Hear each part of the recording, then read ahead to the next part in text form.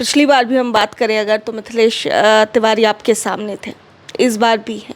क्या लग रहा है? बहुत अच्छा है और हमको तो कहीं लड़ाई दिख नहीं रही है। और मेरे से जो चुनाव लड़ रहे हैं वो हवा हवाई नेता हैं। उनको क्षेत्र की जनता से कोई मतलब नहीं है और मैं लगातार लोगों के बीच में रहा हूँ, जिसका परिणाम है कि आज मैं लोगों की उम्मीद पर खड़ा हूँ। तो दोनों ही ओर से कई सारे ऐसे जो सिटिंग विधायक हैं जिनका टिकट कट गया, लेकिन आप पर विश्वास जताया गया तेजस्वी यादव द्वारा। तेजस्वी जी भी जानते हैं हमारे नेता हैं और वो हर एक पहलू पे ध्यान देते हैं, खासकर अपने नेताओं पे, अपने उनके जो विधायक हैं या उनके जो वर्कर हैं। आपके नेता को फाइनली महागठबंधन में सीएम फेज घोषित कर दिया गया, कैसा लग रहा है? ये तो बहुत खुशी की बात है, पूरे बिहार वासियों के लिए खुशी की बात है। हम लोग तो पहले से भी जानते थे। पूरे बिहार की आम जनमानस ये चाहती है कि नीतीश जी अब बूढ़े हो गए हैं, नीतीश जी अब अस्वस्थ चल रहे हैं, तो बैकुंठपुर की मैं चौमुखी विकास किया हूँ। और सबसे बड़ी बात है कि मैं लोगों के बीच में रहा हूँ, जो भी मेरे दरवाजे पे आया। तो बिहार बदलाव के मूड में है, बिहार के लोग भी बदलाव चाहते हैं और सबसे बड़ी बात है कि बिहार के युवा साथी लोग रोजगार चाहते हैं। नमस्कार, दर्श न्यूज देख रहे हैं आप और मैं हूं आपके साथ दक्षा प्रिया। बिहार में अब चुनावी रंग पूरी तरीके से चढ़ चुका है। ऐसे में इस वक्त अलग अलग विधानसभा क्षेत्रों में हम घूम रहे हैं। हालांकि अगर गोपालगंज की बात की जाए तो गोपालगंज के बैकुंठपुर विधानसभा क्षेत्र से प्रेम शंकर यादव जीतते आए हैं और इस बार भी मिथिलेश तिवारी के साथ उनका मुकाबला है। खास बातचीत करने के लिए हमारे साथ खुद मौजूद है प्रेम शंकर यादव जी। सर, पिछली बार भी हम बात करें अगर तो मिथिलेश तिवारी आपके सामने थे, इस बार भी हैं। क्या लग रहा है? अभी आप लगातार जनसंपर्क कर रहे हैं, घूम रहे हैं, माहौल किस तरह का लग रहा है? बहुत अच्छा है और हमको तो कहीं लड़ाई दिख नहीं रही है, क्योंकि मैं 5 साल पब्लिक के बीच में रहा हूँ और जनता का सेवा किया हूँ। और लगातार 5 साल मैंने जनता दरबार लगाकर हर सप्ताह में 2 दिन लोगों का सेवा किया, उनकी समस्याओं को सुना हूँ। तो इस चीज़ का मुझे फल मिल रहा है और लोग अब जनप्रतिनिधि को खोजता है अपने बीच। तो वैसे जनप्रतिनिधि को लोग नकार दिया और नकारता है जो चुनाव लड़ने के लिए आता है। और मेरे से जो चुनाव लड़ रहे हैं वो हवा हवाई नेता हैं। उनको क्षेत्र की जनता से कोई मतलब नहीं है। कभी यहाँ लड़ते हैं, कभी बक्सर चले जाते हैं। और पिछली 5 साल जब उन्होंने अपने विधायक जब थे तो किसी जनता के बीच में नहीं रहे, जिसका परिणाम उनको 2020 में भुगतना पड़ा। फिर उन्होंने 5 साल नदारद रहा बैकुंठपुर से, बैकुंठपुर के लोगों से कोई मतलब नहीं रहा। और जब चुनाव नज़दीक आया तो 3-4 महीना पहले उन्होंने आकर क्षेत्र में लोगों के बीच जाने लगे। तो इसकी लोग अब तुलना करता है और मैं लगातार लोगों के बीच में रहा हूँ, जिसका परिणाम है कि आज मैं लोगों की उम्मीद पर खड़ा हूँ। जी, तेजस्वी यादव जी ने एक बार फिर से आपके ऊपर विश्वास जताया, जबकि हम देखेंगे कि अगर एनडीए की भी बात कर ले या महागठबंधन की भी बात कर ले तो दोनों ही ओर से कई सारे ऐसे जो सिटिंग विधायक हैं जिनका टिकट कट गया, लेकिन आप पर विश्वास जताया गया तेजस्वी यादव द्वारा। क्योंकि तेजस्वी जी भी जानते हैं हमारे नेता हैं और वो हर एक पहलू पे ध्यान देते हैं, खासकर अपने नेताओं पे, अपने उनके जो विधायक हैं या उनके जो वर्कर हैं, उस चीज़ पे वो ध्यान देते हैं कि कौन वर्कर, कौन मेरा विधायक काम करता है, कौन पब्लिक के बीच में रहता है, कौन दुख सुख में लोगों के जाता है। इस चीज़ पे बखूबी बहुत ध्यान देते हैं।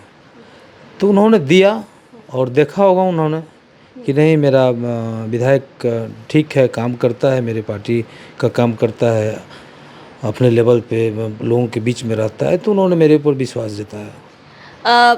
आपके नेता को फाइनली महागठबंधन में सीएम फेज घोषित कर दिया गया, कैसा लग रहा है? आप एक पार्टी के नेता। ये तो बहुत खुशी की बात है, पूरे बिहार वासियों के लिए खुशी की बात है। हम लोग तो पहले से भी जानते थे और पूरे बिहार को उम्मीद है इस बार कि हमारे नेता तेजस्वी प्रसाद यादव जी बिहार के सीएम बनेंगे और इस बार बिहार में बदलाव होगा। बिहार में बदलाव होगा, क्या लग रहा है सर? क्योंकि ग्राउंड लेवल पर आप जा रहे हैं, अगर आपके विधानसभा क्षेत्र को भी अगर छोड़ दिया जाए और भी जगहों पर भी आप निकलते रहते हैं, लग रहा है कि जनता बदलाव के मूड में या क्या कुछ लगता है? बिल्कुल, पूरे बिहार में। मैं तो अपने यहाँ की बात दूर की बात है, आप तो क्षेत्र में रहे हैं, लोगों की मूड देखते हैं क्या है, लेकिन पूरे बिहार की आम जनमानस ये चाहती है कि नीतीश जी अब बूढ़े हो गए हैं, नीतीश जी अब अस्वस्थ चल रहे हैं उनसे बिहार नहीं चल रही है। बिहार में भ्रष्टाचार है, आए दिन कहीं ना कहीं मर्डर, रेप, इस तरह की घटनाएं होते जा रही है। तो बिहार बदलाव के मूड में है, बिहार के लोग भी बदलाव चाहते हैं। और सबसे बड़ी बात है कि बिहार के युवा साथी लोग रोजगार चाहते हैं, और बिहार के लोग मजदूरी करना पसंद नहीं करते हैं, क्योंकि बिहार के लोगों को ठगा जा रहा है। देश के प्रधानमंत्री जब यहाँ पे आते हैं तो 5 किलो अनाज की बात बोलते हैं, 2000 रुपया की बात बोलते हैं, खाता में जो बचता है। वही गुजरात में जाते हैं तो फैक्ट्री लगाने की बात बोलते हैं। तो इस बात से सभी लोग अवगत हो गए हैं। सभी लोग, सभी युवा साथी लोग, पूरे बिहार के युवा लोग, एक वर्ग इस बात को समझ गया है कि नहीं, केंद्र सरकार हम लोगों से मजदूरी ही कराना चाहती है, बिहार के लोग को मजदूर ही बना कर रखना चाहती है। इसलिए बदलाव तो बिहार के लोग चाहते हैं। पिछले 5 साल से आप विधायक हैं बैकुंठपुर में। सर, इस बार का मुद्दा क्या है आपका चुनाव का? देखिए, मैंने तो, हमको बैकुंठपुर मिला था, खंडर मिला था, मेरा बाढ़गढ़ इलाका था, हमेशा बाढ़ आते रहता था। मैंने उस पर काम किया और मैं बोला था 2020 में कि मैं जब तक ज़िंदा रहूँगा बैकुंठपुर में बाढ़ नहीं आएगा। तो 5 साल मैंने विधायक रहा, जहाँ जहाँ कमज़ोर पॉइंट था उस पर मैंने काम किया, कराया, सारे बांध को मैंने पिच करवा दिया। तो 5 साल, 40 साल, 45 साल बाद पानी आया था। 45 साल बाद पिछली बार पानी आया था, 8 लाख क्यूसेक पानी। फिर भी मेरा बांध को हम सुरक्षित रखे, उसको सुरक्षित रखे, आज भी है। तो मेरा एरिया बाढ़ से वंचित रहा। अब प्लस जितनी टूटी फूटी बिल्डिंगें थी, रोडें थी, सबकी मैंने काम करवाया, सब पे 294 रोड मैंने बनवाया। उसके बाद फिर अभी पिछले 2 महीना बिफोर में टेंडर हुआ, उसमें करीब 44 रोडें हैं। तो बैकुंठपुर की मैं चौमुखी विकास किया हूँ। और सबसे बड़ी बात है कि मैं लोगों के बीच में रहा, जो भी मेरे दरवाजे पे आया, जो मेरे को वोट दिया है उसका भी मैंने काम किया, जो नहीं दिया उसका भी मैंने काम किया। वजह सिर्फ इसलिए कि मैं जनप्रतिनिधि हूँ, और जनप्रतिनिधि एक व्यक्ति का नहीं होता, एक समाज का नहीं होता, सभी समाज का। इसलिए मैंने सभी लोगों का मैंने मदद किया, सभी लोगों का हेल्प किया। आपके नेता अगर तेजस्वी यादव जी की बात कर लें तो वो भी कई सारे मुद्दे लेकर चल रहे हैं इस चुनाव में। दवाई, कमाई, रोज़गार, सिंचाई, ये सब वो बातें कहते नज़र आते हैं। क्या कुछ इन मुद्दों पर भी आपका फोकस है? तो वही ना, विकास की वही काम हुआ ना जी। हमारे नेता जब स्वास्थ्य मंत्री थे तो स्वास्थ्य विभाग कितने बढ़िया थे पूरे बिहार में। अभी क्या स्थिति है, कोई पदाधिकारी नहीं डर रहा है, किसी को कोई मतलब नहीं है। लेकिन हम लोग तो उस पर काम, मेरे नेता तो उस पर काम किए थे, सब सुदृढ़ किए, बनाए।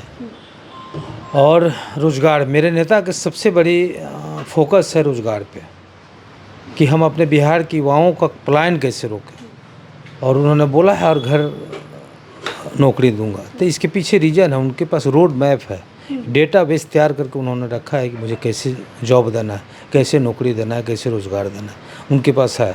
20 वर्षों में नीतीश जी क्यों नहीं दिए नौकरी? जब मेरे नेता तेजस्वी प्रसाद यादव जी, उनके 17 साल कार्यकाल के बाद 17 महीना जब इनको मिला, हमारे नेता को, तो 17 महीना में उन्हें 5 लाख नौकरियां दी नहीं। वही नीतीश जी बोलने वाले थे कि अपने बाप के यहाँ से लाएगा नौकरी। लेकिन जब उन्होंने उनके टेबल पर पटका, रोड मैप अपना तैयार करके और अपना डेटा तैयार करके जब दिया, तो उनकी भी आँख खुली और मेरे नेता की बात से सहमत हुई और उन्होंने उतना रोज़गार दिया। अभी तेजस्वी यादव जी 20 महीने में रोज़गार देने की बात वो कर रहे हैं, और उसके बाद अगर सत्ताधारी दलों की बात कर ले तो उनके नेताओं ने ये सवाल उठाया कि ठीक है, तेजस्वी यादव 20 महीने में नौकरी देने की बात करें, रोज़गार देने की बात करें, लेकिन क्या आपको लगता है कि 14 करोड़ आबादी वाला राज्य है बिहार, सभी लोगों को इतनी नौकरी देना संभव हो पाएगा? देखिए, 14 करोड़ आबादी है ना, 14 करोड़ लोग नौकरी करने वाले तो नहीं हैं।